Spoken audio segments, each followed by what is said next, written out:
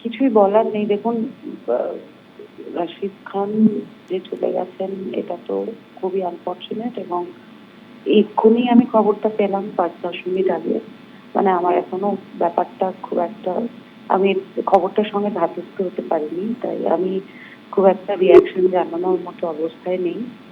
কিন্তু এইটুকুই বলতে পারি যে ওনার কাজ আমাদের মধ্যে থেকে যাবে, ওনার সঙ্গীত আমাদের মধ্যে থেকে আজীবনের জন্য থেকে যাবে, কিন্তু এটা কোনো চলে যাওয়ার বয়স নয়।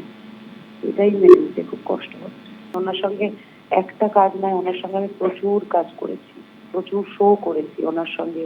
আমি, বিক্রম দা, উস্তাদজি, দেশে বিদেশে বহু শো করেছি। মানে এটা আমার পক্ষে মেনে নেওয়া, এই রিয়াকশনটা দেওয়া, আমার I am not in a position to react.